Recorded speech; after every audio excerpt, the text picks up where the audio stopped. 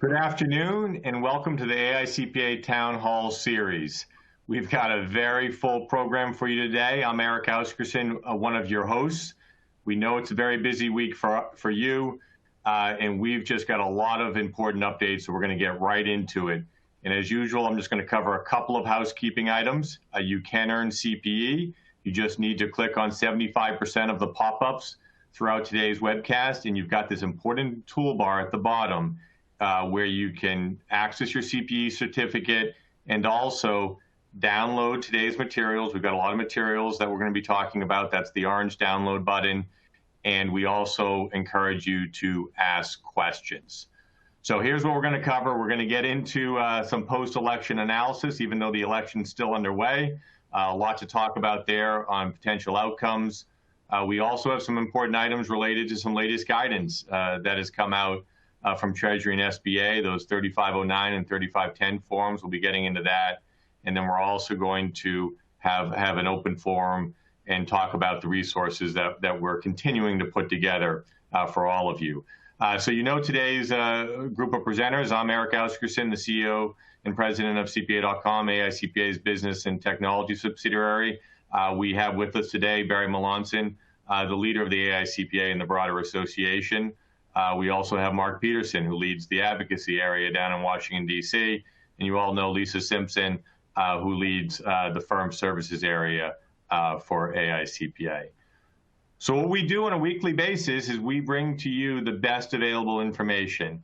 And I can tell you this week, even basically in the last 24 hours, we've been talking to every one of these key stakeholders. We've had discussions with Treasury on some of the latest guidance. We've been connecting with the firms. Today, we were on a call with a number of the lenders, and we're also connecting to the payroll and other information providers regularly. So that's what drives the information that we have on a biweekly basis, and we just try to discern what is the most important things for you to be thinking about with your practice, with your company, and and how you want to support your clients. So let's just kind of look at what's happening. We all know that we've got the election outcomes, and we're trying to sort through them. Mark Peterson's going to get into that. And we're also going to talk about what does this mean for the stimulus. And what you see here is an article from Politico where McConnell's announcing that he plans to introduce the bill on Monday. So, Mark, it is a busy, busy week. We say sometimes there's sprint weeks. This is absolutely a sprint week. It's a sprint day. So I'm going to let you share with us your thoughts and the AICPA thoughts on the election results and what this means to the Senate and the House. So welcome, Mark. Yeah, thanks, Eric. Yeah, lots going on, and it's still very much in play, as a matter of fact, so much so that, there may be news popping up while we're speaking that could change some of the outcomes. But let's just start with the White House. And again, I'm just speaking in observations. We run an advocacy program at the AICPA that is bipartisan, and we can work with whomever it is that ends up at the White House or in charge of the House or the Senate. But, as we sit here today, there's definitely going to be some court challenges, and they're still going through some balloting in Arizona.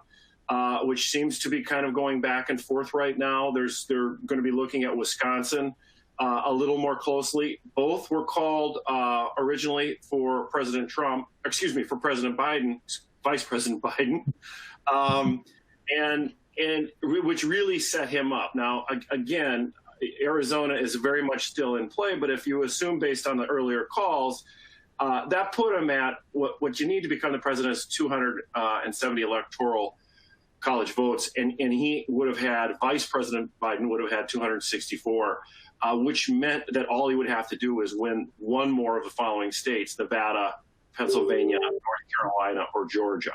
Now, that dynamic since last night has changed because Arizona, again, is back in play.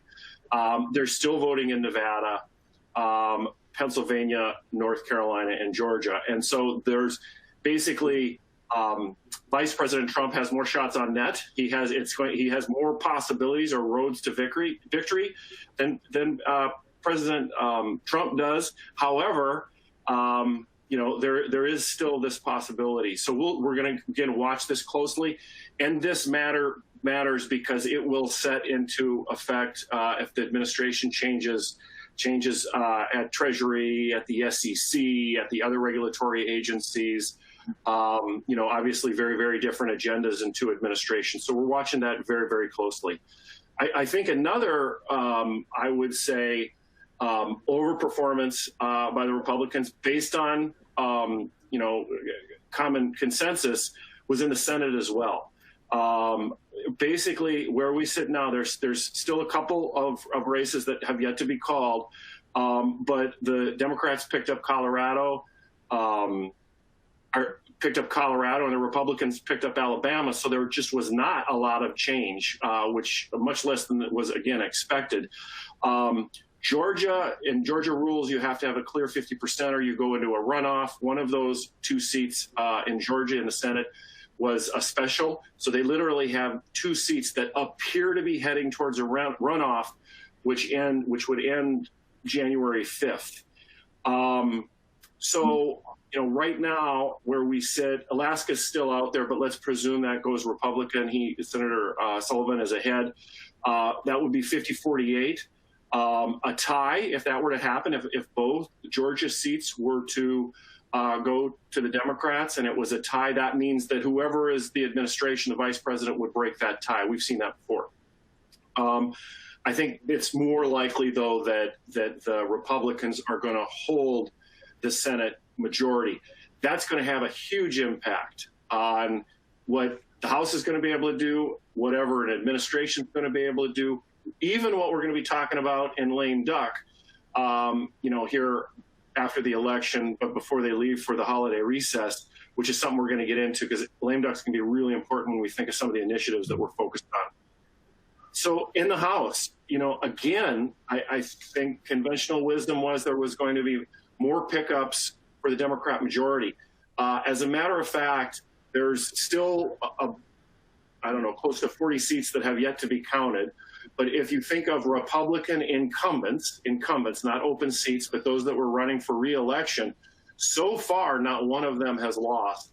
And although the Democrats are going to maintain the majority, so it's still going to be a Democrat majority in the leadership and the committees and their agenda, their margin is shrinking. And it could be anywhere from 5 to 12 seats smaller. That has a big impact on things, too, even though, again, control is about the gavel. What you can get done with the number of votes you have on a committee is a big deal. But one thing I think is also an interesting nugget is you have to go back to, let's say that Vice President Biden picks up the White House, but the Senate holds Republican. The last time a new president came in and didn't have both bodies in their first term was Bush 1. Bush HW. So it has been a long time since the new president hasn't had a Congress of his own party to work for, at least in those first 2 years. So I think that's a big deal. For the profession, too, we did lose one CPA, Colin Peterson. Western Minnesota was defeated. That had been a trending district, more towards Republican. Colin was the Democrat, but picked up Victoria Spatz in Indiana. Tom Suozzi, Democrat CPA from New York, they're still counting the votes. It's going to be tight, so we're watching that one closely. Before I turn it over, again, the lame duck discussion we're going to have is going to be really important related to a lot of the relief packages. The Senate's supposed to come back Monday. The House is supposed to come back the 16th, so they're going to get to work on those. So that's kind of the next opportunity for something to happen. They've got to get a budget bill done. They absolutely have to get that done or the government shuts down in December 11th. And then there's also a defense bill. But we think, particularly the way that we're reading the tea leaves here about the outcome in the House and the Senate, that it's more likely that we're going to see some productive movement in that lame duck. Well, Mark, and what we're going to do is we're going to bring Barry. I mean, there's a lot going on, and we're all digesting this by the hour. So thanks for that update. And what we've been saying every town hall is it's a question of when, not if. related to the next stimulus act, and we've been referring to that as PPP2, and a lot of the Treasury are calling it PPP2 as well. So now that outlook, it seems like it's more likely that we might have something happening in November and December, and hopefully when there is some PPP2 action, they address things such as the tax deductibility of PPP expenses. So Barry, I know you've been talking to a lot of the firms and policymakers as well.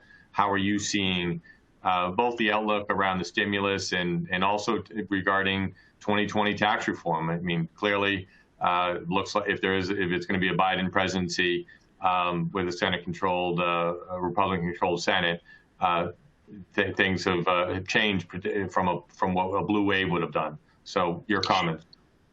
Yeah, I think the two working assumptions, either on stimulus or specifically PPP and tax reform coming into the election, would have been, a lot of the discussion was, sounded like progress, but it really was not really for progress, because the two parties, the House and the Senate particularly, were far apart.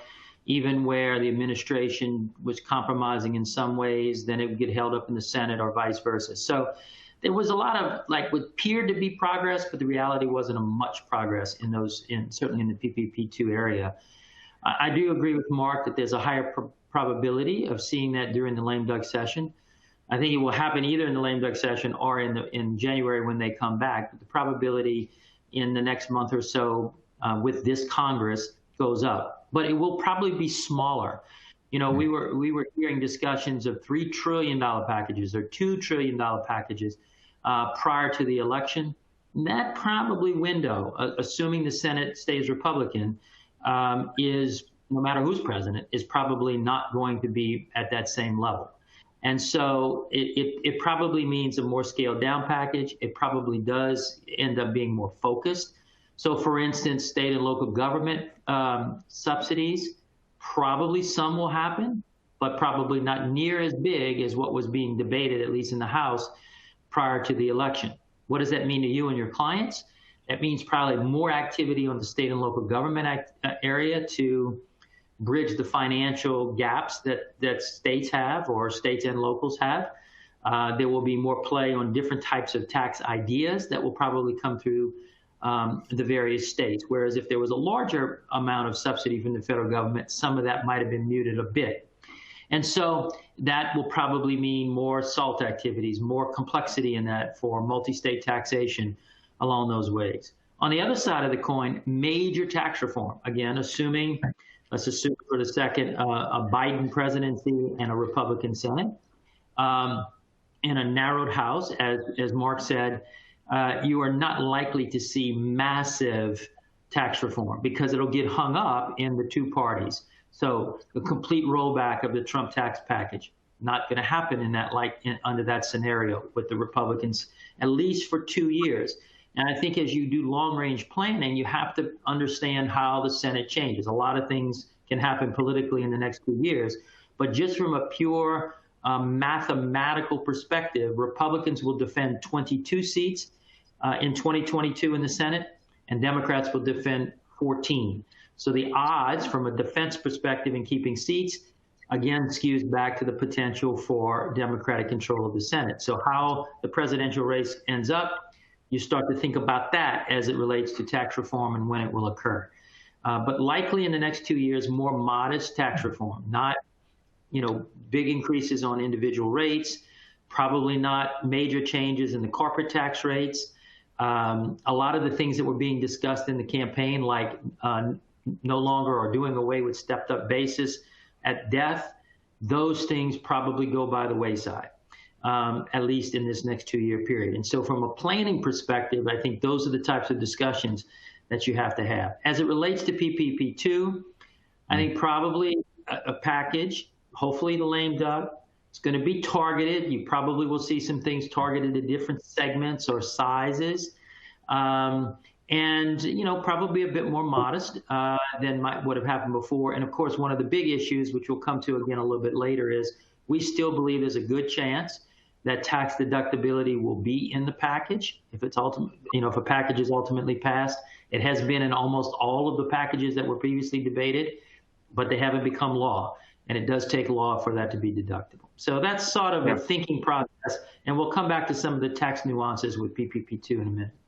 Yeah, Baron, I'll just make a comment just on PPP2 because they will have more conditions and criteria, and they're also working on a more orderly process.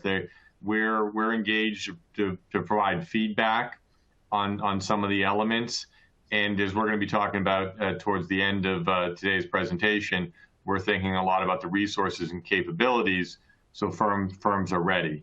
And the overall package may not be as big, but there still is going to be substantial amount of PPP2 funding. So Mark, before we move into the next section talking about guidance and recommendations, is there anything else that you'd like to add? No, I mean, last time we were with the town hall, we talked about if things the election turned out differently, let's say the Democrats ran the table, that the starting of the discussion around the next stim bill was the House proposal, which was $3 trillion. And now where we're starting is $500 billion. And so there was just a drastic change based on the outlook of the election here. I think within that even smaller package, though, Barry hit the high notes. A lot of the initiatives that we've been working on throughout this process since the spring are likely going to be addressed. Okay. Well, thanks. So now let's, and there'll be more than just PPP2. That's one thing that we're going to continue to pay attention to. There's going to be other types of business relief programs. So Lisa, it's a Friday night. It wasn't an official, it's an official release, but the documents came out through the lender community. So I'll steal a little bit of your thunder here. So why don't you take us through the 3509 and 10, and Barry and I are also going to have some comments as you cover these slides. So welcome. Thanks, Eric. Glad to be back. Missed y'all last time.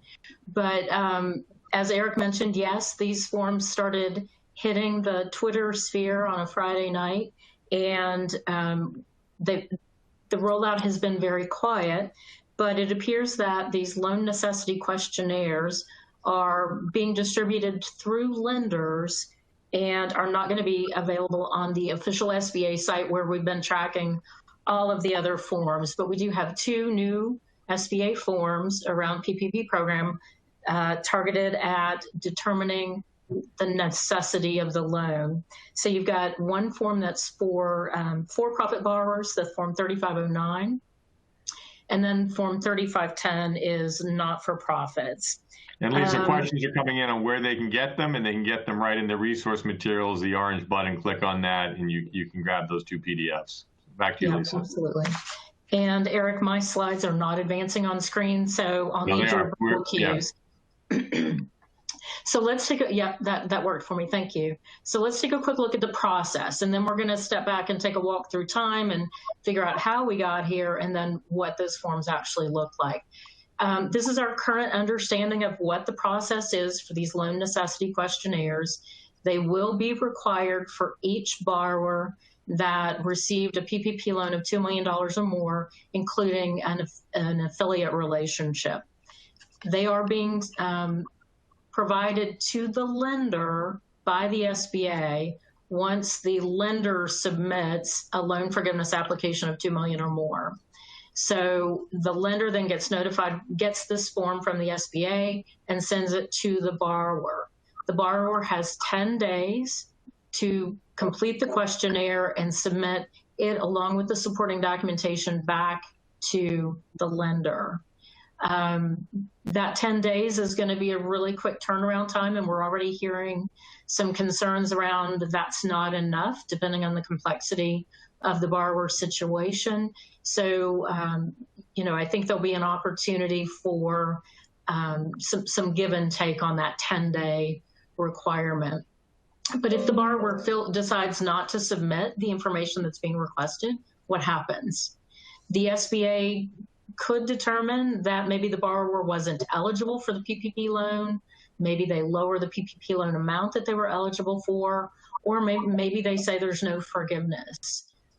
They can seek repayment of the loan, and they can pursue other remedies. We've known all of this. It was all in the guidance that's come out over the course of time, but now we're seeing it in black and white on a piece of paper. So let's say that the borrower does decide to complete the questionnaire. They submit that to the lender. The lender then has 5 days to turn that back into the SBA. The SBA only has 90 days to process all the information that they have available and make their forgiveness decision, and then report that decision back to the lender. So there's a fairly narrow time frame within which the SBA will be reviewing this documentation. We don't think this is your only shot at making your case and telling your story about why the borrower thought the loan was necessary at the time. Because as we start looking at the forms, you'll see that it's fairly limited, and the questions they're asking are black and white. This is designed to get the conversation rolling.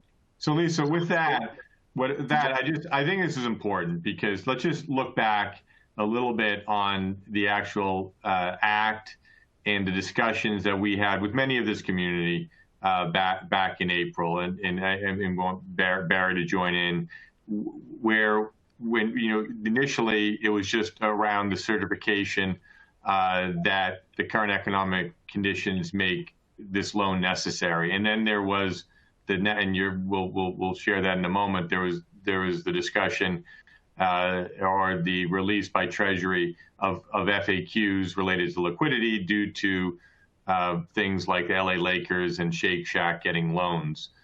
So Barry, I know just to bring you in here, just to talk a little bit about how we spoke back then about documenting this situation based on how the act was written. Right, Eric. I think from day one, and not only on these town halls, but on separate videos that we did, we talked about, it was a necessity aspect, but that what you should do is have the conversation with your clients that this would have some look back provisions. At that point, back in time, we didn't know exactly what that would look like or where thresholds would be. And we highly recommended that you contemporaneously document what was going on in the business's thinking process, keeping employees, the risk from a business perspective, the uncertainty. Those contemporaneous records now, or what Lisa just described, is the story. And the government certainly has the right to have scrutiny in this. We've said all along that it was going to be 20/20 hindsight scrutiny, which is sort of what this is. But the government also said we're really focusing on this at $2 million and above. Those are about 30,000 of all of the loans. So it's a relatively small number. And what I would say, and if I was still in practice today, what I would say is that I would submit that story. I would take those contemporaneous records. I would talk about the business environment of the uncertainty at that beginning. Hopefully you've documented that, and I would paint that picture. The questions as specific as Lisa said, black and white questions. But there's nothing to say that you can't paint that picture. The picture of what an entrepreneur was facing in that environment, which was clearly the intent of the law, and which was clearly what was happening in that. And so we've had a maturation of the process. We've had, this 2 million threshold, and this is the opportunity, I think, from the trusted advisor perspective, to have that conversation with your employer or your clients, and you go back to those things that hopefully you documented, and you paint that picture and you tell that story. And I think that that's a very important part of this process. Even though they don't ask for that, you can do that. And that's how I think you will have a much better opportunity to move this from sort of black and white considerations with hindsight to bringing people into that period of time, into the context of what was going on at that time. And we all know it was much different than what we know today. No matter how it's moved, it is much different than what we know today. And I think that's got to be communicated. So well said, Barry. So what we're looking at the 3509 and 3510 forms. We are going to have discussions with policymakers. We know there's questions from firms and your clients. But with that said, there is a lot to leverage around your documentation and what that situation was at that point in time. So Lisa, back to you, just for some of them who have not seen. Go ahead, Barry. Yeah. Let me just add on that one point. We will be making the point about what I just said to you, to policymakers, about the contemporaneous situation. We are going to consistently make that as long as this issue is out there. And I think that that's an important part. And to be fair to Treasury, I think, you know, this is a lot of money. It's a huge government program. And, you know, they were very clear on this threshold, and to put they're dealing with a lot of different issues. And so how policymakers think about it will be part of that evolution of whatever there is today going forward. But I do think that it's important in your work, and if you talk to policymakers, your elected officials, to remind them this was about then, not now. Thanks. So Lisa, to continue on, we've got the FAQ 31 and 46 in case people, you know, some of them may have memorized them, some of them may have forgotten about them. Do you want to go into the forms a little bit and kind of give a high level overview on what the key questions are? Thanks, Eric. I will. Just one quick point, though. We gave you, in your slides, you've got FAQ 31, which specifically calls out public companies. And the language is, it's unlikely that a public company would meet this threshold, this necessity certification. FAQ 37 came out just a few days after that, late April, and indicates that also applies to private companies as well. So started with public companies, then FAQ 37 applied it to private. But if we go on into the forms that Eric was mentioning, again, you've got PDFs of these documents in your materials.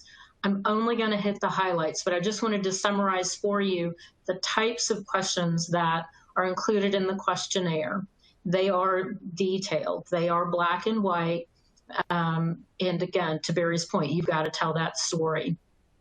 But for-profit borrowers have their own form, and it starts by looking at comparing gross revenues in the second quarter of 2020 to the same period in the prior year. Then they'll ask you questions about was your business required to shut down?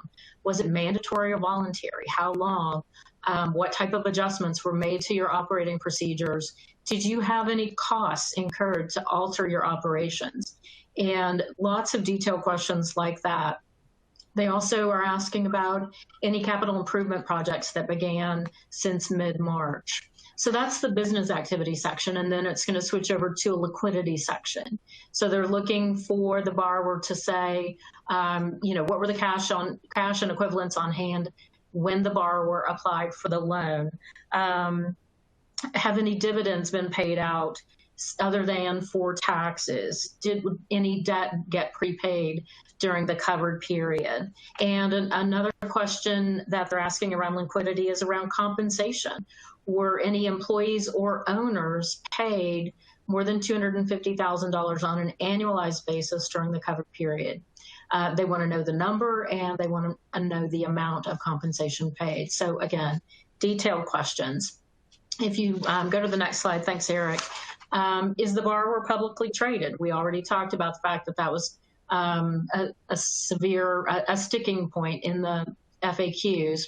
And then they're digging more into the ownership structure of the borrower. So you'll see the types of questions that we've laid out there.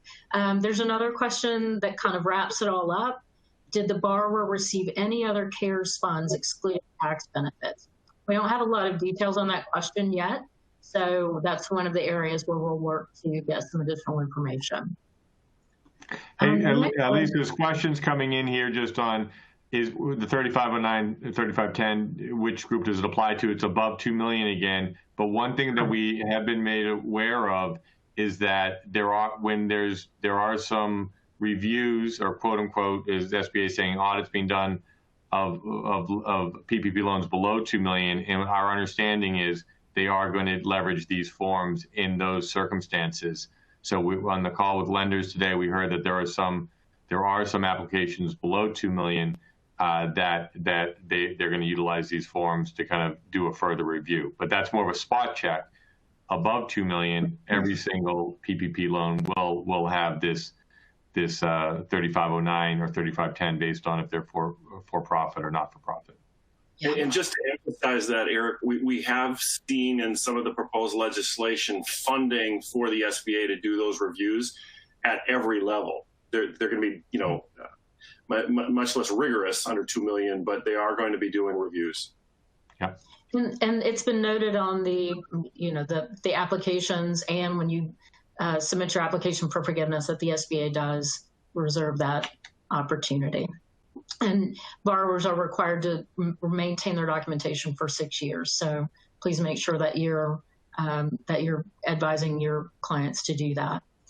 So again, I'm not going to go through the not-for-profit questionnaire in detail. It's very similar to the one for-profit. It's going to look at changes in business activity and liquidity.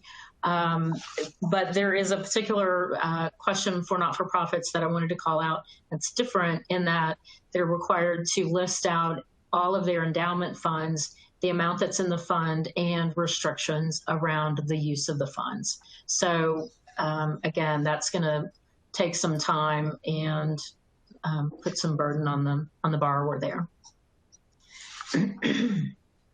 So, Lisa, the big question still is, you know, when should you time your forgiveness application? Yep, I've gotten lots of questions about that just this week. So again, I think this is still a fairly comprehensive list of the factors that CPAs should be talking with their clients about in determining whether or not it's the right time. Let's start with the easiest one. Has the borrower spent the full amount of their funds? Because that's, you know, where you want to start. If the borrower's trying to sell their business, then there might be a greater sense of urgency around getting the loan application, get the loan forgiveness process closed out. So we've got a link to the procedural notice there that will help navigate that process. A lot of questions still going on about what's the right amount. We've got the 3508S that came out last month for loans of $50,000 and less. That's streamlined the process, not automatic, but a simplified loan forgiveness application for those borrowers. There's ongoing conversations around $150,000 or less and coming up with a legislative proposal for a streamlined process, and then perhaps a tiered system between that $150K and the $2 million. Nothing definite. So the question for you and your client is, do you want to wait, or do you want to see if something comes out that simplifies the process, or do you want to go ahead and file? We'll talk about deductibility in just a minute, but another big issue for borrowers is whether or not they need to make some business decisions. They've used the funds, they've complied with the program, but they might need to reduce some headcount. So that might encourage them to go ahead and file for forgiveness. And do they want to get the debt off the books? We are approaching November 15th. It's going to be tough to get it through the forgiveness process by December 31 at this point, but some borrowers simply do want to get that off the books, and there might be loan covenants that need to be addressed. Last question is still important. Is your lender accepting applications? On our call with lenders today that Eric referenced earlier, there are still windows of opportunity being opened by lenders for borrowers to apply. So some lenders aren't accepting applications at that $2 million and above range yet. So again, I think this is a pretty good list to start having that conversation with your clients around.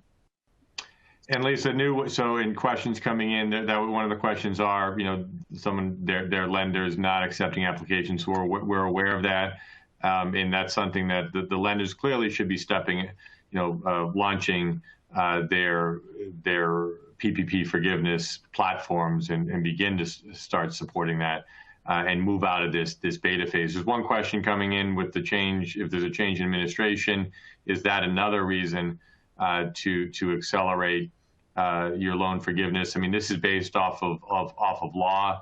I mean, we are talking about the next Stimulus Act, and there's bipartisan support to address the PPP expense deductibility issue.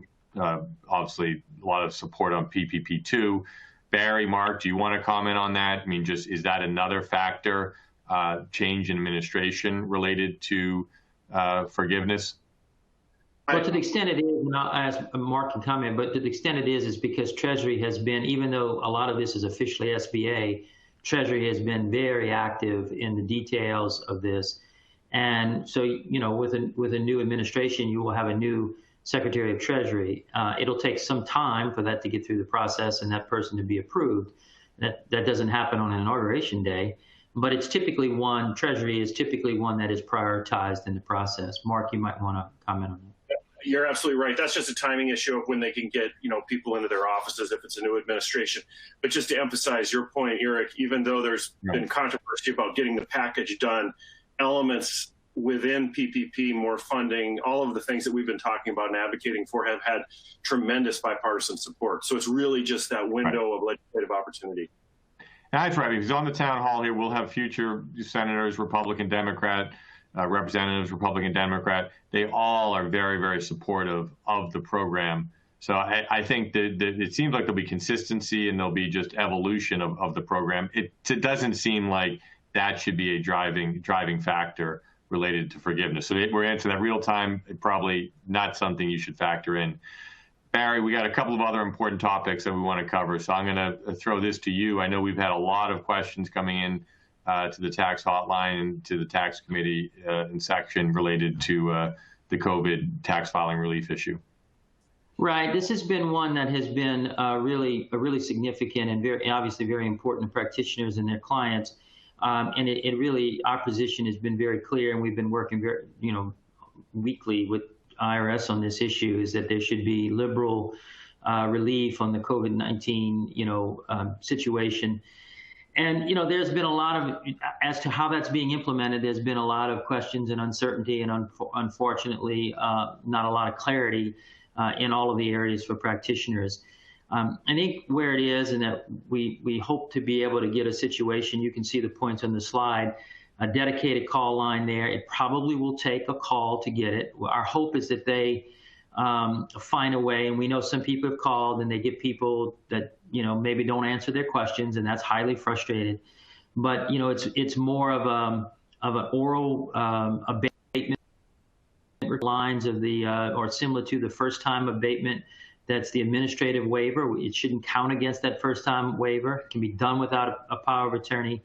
And we are pushing very hard for that answer. Even having the call we get is a bit of a frustration point. But if it's a dedicated call center with a person who can actually make the decision and make it happen, it becomes at least a process that you can deliver to your client in that standpoint. And that's where we think it's headed. There's some aspects of that already put in place, and we continue to get the sort of the difficulties of that worked out. The other is in the PPP expense deductibility issue. This is a huge issue. We've been talking about it literally for months. Let me just remind you, Treasury's position is that that the expenses related to PPP loan forgiveness are not deductible. There's reasons for that position. They have been steadfast in that position despite very significant congressional pressure. And Treasury's position is, if you want to make it clear that it is deductible, pass a law that says that. And to be direct, members of both parties in really critical positions, committee leadership positions in both houses of Congress have been supportive of that notion. As we talked earlier, it's been in bills that legislation have not become law yet. It has been addressed. It is addressed even in the McConnell discussion that has been brought forward in the last 24 hours of him willing to pass a smaller package. So we still believe that there is great momentum that when a piece of legislation is ultimately passed, that deductibility will be addressed. And that's the ultimate outcome. Still confusion and frankly difficulty, appropriate difficulty on how to handle some of these issues as it relates to timing. If it's not deductible, when do you, can you deduct it in 1 year, and do you pick up the income in the other year? How is it actually handled? The propensity, at least for a good number of amended returns, is out there, although there's also some answers that might not produce amended returns if Congress never enacts. And obviously, fiscal years versus calendar years has a different impact in this discussion. So we do expect Treasury shortly to issue their position, which will be probably not liked by the people on this call, that if there's a reasonable expectation of forgiveness, there would be, do not take the deduction in the year that you're filing. Now, again, of course, this assumes we do not have clarity from a legislative perspective that overrides this. There are firms out there that are taking different positions based on other guidance. In Treasury's position of being not deductible in Notice 2020-32, they reference some court cases. There's actually a Supreme Court case that some firms are pointing to, which is called Bliss Dairy. That is obviously, it's an older case. It's not specifically related to PPP, but it is about timing on these types of things. And I'll let you read it and determine it from a tax perspective. But essentially what it does is it in a different set of facts, it says that, you know, when deducting based on the facts and circumstances of a specific tax year, and then facts change later and something becomes, you know, a different answer, then that's handled in the subsequent year. You should consult with that. You should consult with your clients about the risk of where the uncertainty on this issue is. And we are absolutely, it's one of our top priorities to get this resolved as quickly as possible, as I said, in a piece of legislation, the next piece of legislation to move in this space, that it is a deductible expense. We believe that that is the intent of the law. We believe that is consistent with the economic stimulus that this PPP program was intended to produce. We understand Treasury's positioning on this related to other aspects of the tax law. So what I'm telling you is there are two different positions that people are taking out there. And Treasury is going to issue something, and if you know, that is going to be a directive that it is not deductible if there's a reasonable expectation of forgiveness. Certainly smaller ones would fall into that because we know below thresholds is a high degree. But there are other positions that people are taking, and so if we don't get clarity in the law in, you know, a short time frame, and you're faced with a timing issue on this, then you should obviously look at the whatever Treasury issues, but there are some other things, and I've given you one that you can possibly look at. Well, thanks, Barry, and we're gonna stay you know, connected to all that's going on, and we'll continue to give updates during the town hall related to that item. So we're now going to move through a couple of slides a little faster, then we're going to get to open forum. Once again, we've been talking to firms about just reflecting on how much information and complexity there is in the PPP program, and it's going to increase with this next stimulus. So there's going to be PPP2, and there's going to continue to be modifications to you know, how the selection of forms. I don't know if we're having a rendering issue here on this slide, but this slide just shows that there's multi. We all know there's the 3508EZ and S now, and the standard 3508, and then there's this new automatic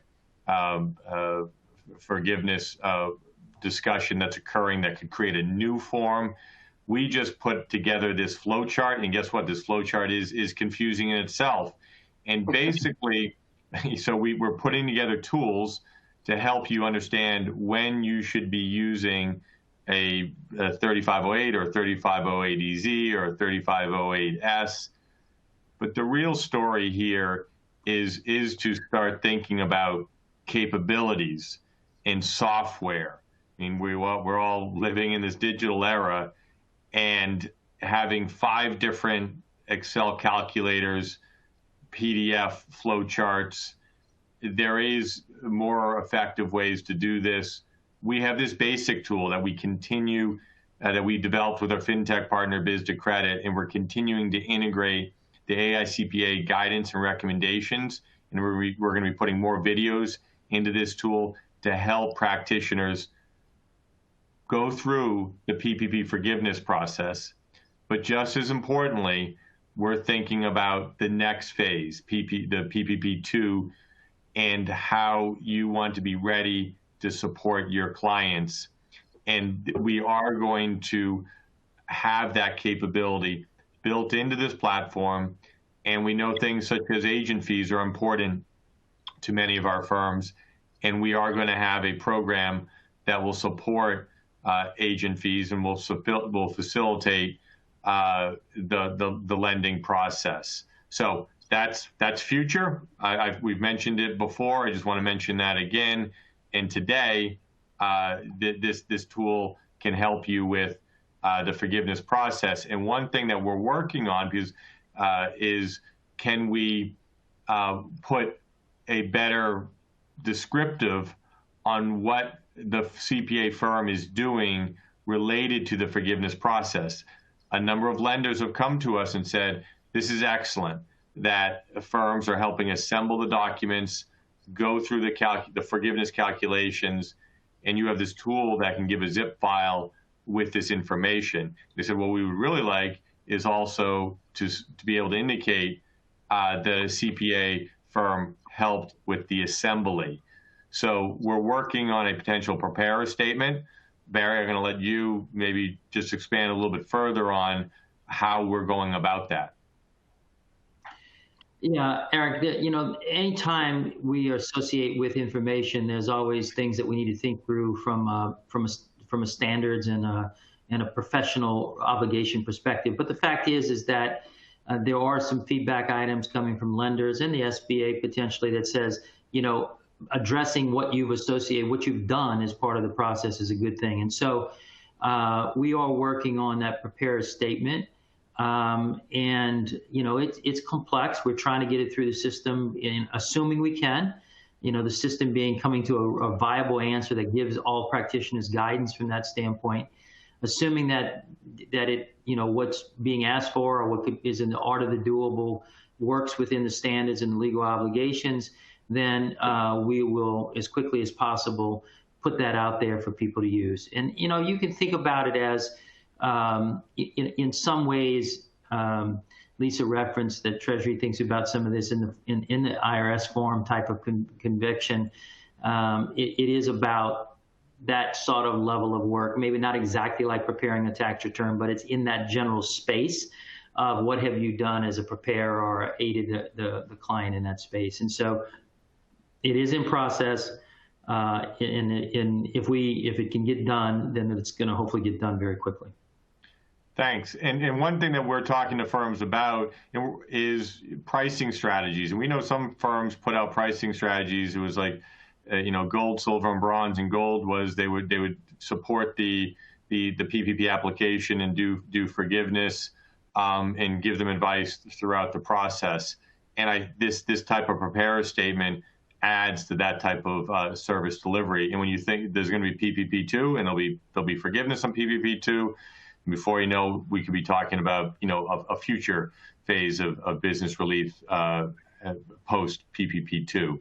So now we're just going to shift quickly and just talk a little bit about .CPA, and then we're going to go to Open Forum. I think many of you know that we've launched this new domain for the profession. We've got, if you haven't heard about it, we've got a position paper out there that highlights what it's all about. And what I want to share with you today is that we're now entering a new phase where you can go to domains.cpa and register, look to see what's available, and register a domain. And what has happened, and this is now it's public because we've completed our early application phase where firms during this 60-day period had to apply, and then based on those applications, we use the logic-based criteria to issue or award these domains. And we've done that this week. And what you're seeing here are some of the domains that have been issued. And we've talked about this before. There's a lot of creativity going into how firms are marketing themselves online. Clearly, firms want to leverage their existing name or brand. We had Jim Bork here last week, and he talked about how Witham was going to witham.cpa. So you had a lot of registrations around firm names, but you've also had firms registering geographic terms, industry niche terms, marketing terms, and practice focus. So we wanted to share this with you so you're aware of what's happening. And one thing I want to say about this new domain, like all technology, in many ways, it's the great equalizer. And this provides a great opportunity for small firms to position themselves online.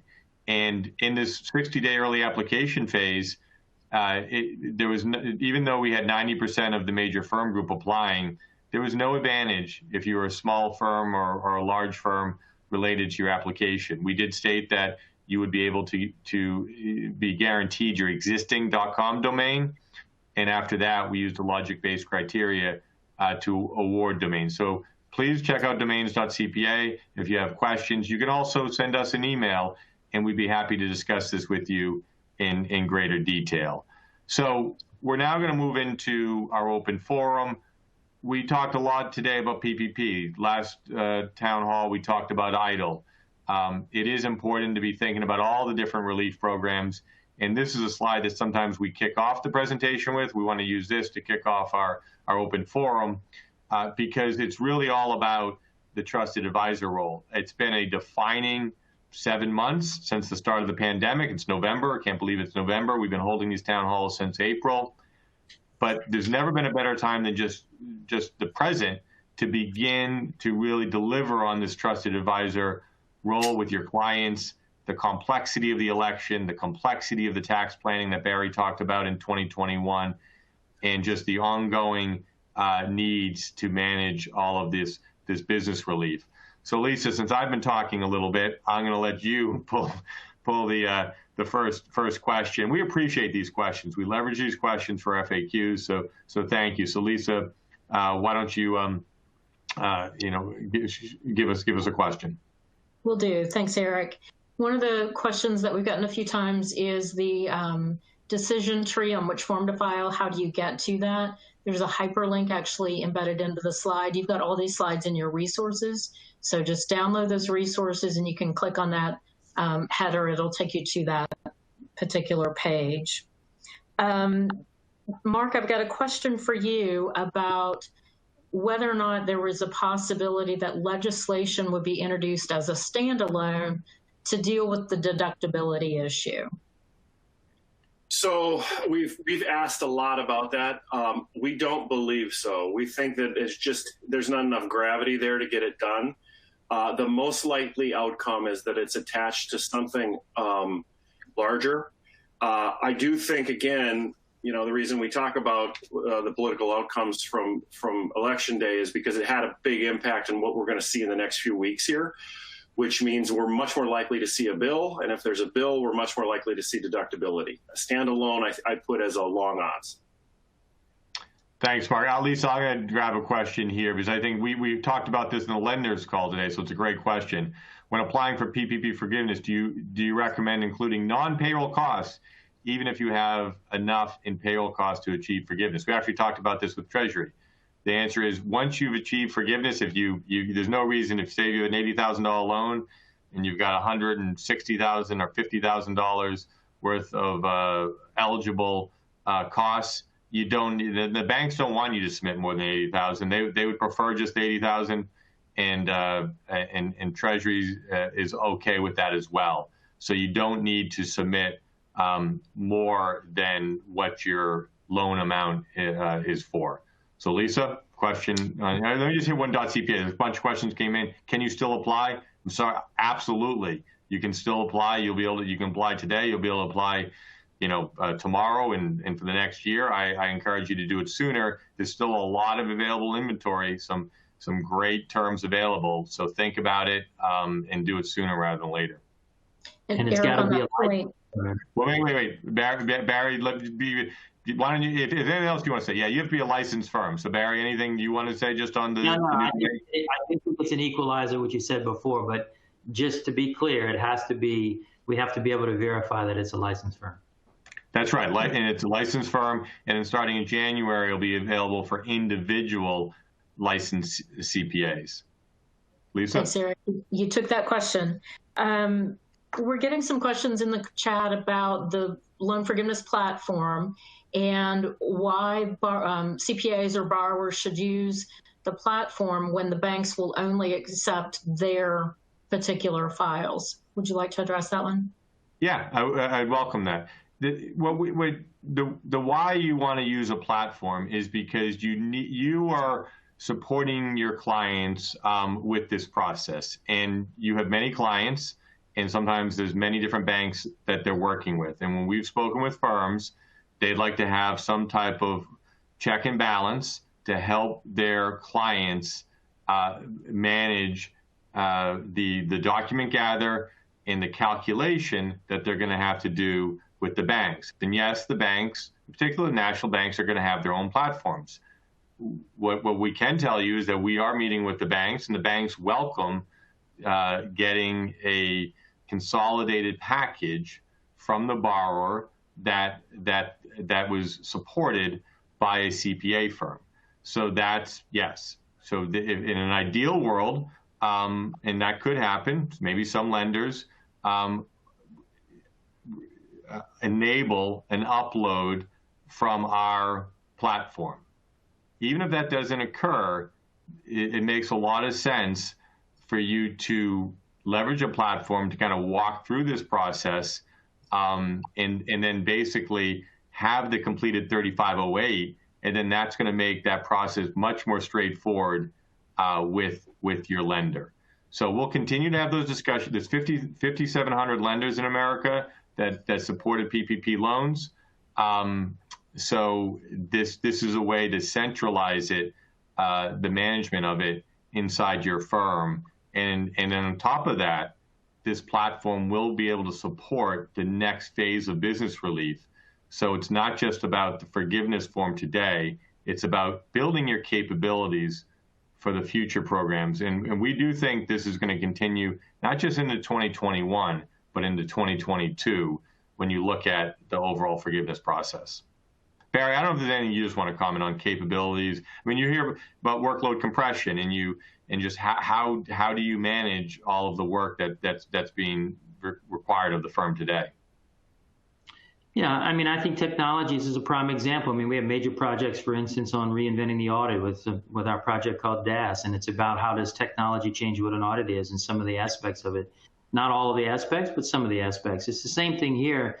I think, if we've been having this town hall many years ago when tax software would have just been, started, we might have had the same type of question. And I think this is the capability aspect where you can, the relationship with your client, you can really focus on not the detail mechanical aspect that the technology addresses, but really the business advisory part.